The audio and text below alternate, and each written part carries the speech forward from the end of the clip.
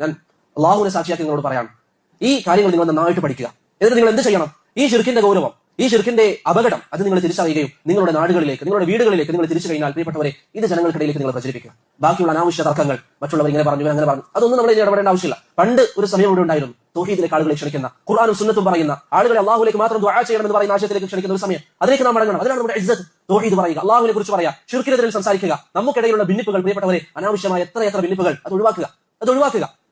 നാം നേരത്തെ ഷൗക്കാനി പറഞ്ഞതുപോലെ നമുക്ക് നമ്മുടെ ദീനാണ് വലുത്. അതുകൊണ്ട് അനാവശ്യ ചർച്ചകൾ ഒഴിവാക്കുക എന്നുള്ളത് അഹ്ലുസുന്നയുടെ അടിസ്ഥാനങ്ങളാണ്.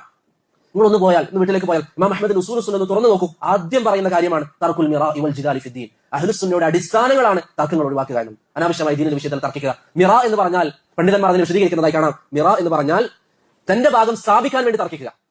നമുക്ക് പലപ്പോഴും സംഭവിക്കുന്നത് എന്താ? എനിക്ക് കഴിഞ്ഞ ദിവസം ഒരു അനുഭവം ഉണ്ടായിരുന്നു. ഞാൻ ചില സഹോദരങ്ങളോട് പങ്കുവച്ചിരുന്നു. ഒരു മസാല നമ്മൾ പറഞ്ഞു കൊടുത്ത ശേഷവും രണ്ടാളുകൾ തമ്മിൽ തർക്കിച്ചതിന്റെ പേരിൽ ഒരു വ്യക്തി പറയണം, ഞാൻ ആ വാക്കിന് ഉറച്ചു നിൽക്കും. കാരണം ഇനി എന്റെ ഭാഗത്തേക്ക് സ്ഥാപിച്ചേ പറ്റൂ. നബി സല്ലല്ലാഹു അലൈഹി വസല്ലം പറഞ്ഞു, അന സഈമുൻ ബിബൈത്തിൻ ഫീ റബദിൽ ജന്ന ലിമൻ തറക അൽ മിറാഅ വഇൻ കാന മുഹിഖ. തന്റെ ഭാഗത്ത് സത്യമുണ്ടെങ്കിലും അത് സ്ഥാപിക്കാൻ വേണ്ടി തർക്കിക്കുന്നവൻ, ആ തർക്കം ഉപേക്ഷിക്കുന്നവന് ഞാൻ സ്വർഗ്ഗത്തിൽ ഒരു വീട് വാഗ്ദാനം ചെയ്യാം. സ്വർഗ്ഗത്തിൽ ഒരു ഭാഗത്ത് വീട് വാഗ്ദാനം ചെയ്യുന്നു നബി സല്ലല്ലാഹു അലൈഹി വസല്ലം പറഞ്ഞു. അതുകൊണ്ട് അനാവശ്യ തർക്കങ്ങൾ പ്രിയപ്പെട്ടവരെ നമ്മുടെ ദീനിനെ നശിപ്പിക്കും. വല്ലാഹി എത്ര ആളുകൾ അവരുടെ ജീവിതത്തിൽ ഈ ഫിത്ന അകപ്പെട്ടതിനു ശേഷം തൗഹീദിന് വേണ്ടി പരിശ്രമിച്ച എത്ര ആളുകളാണ് അപകടങ്ങളിൽ പെട്ടുപോകുന്നത്. അതുകൊണ്ട് ഈ വിഷയത്തിൽ നിങ്ങൾ ശ്രദ്ധ കാണിക്കുക.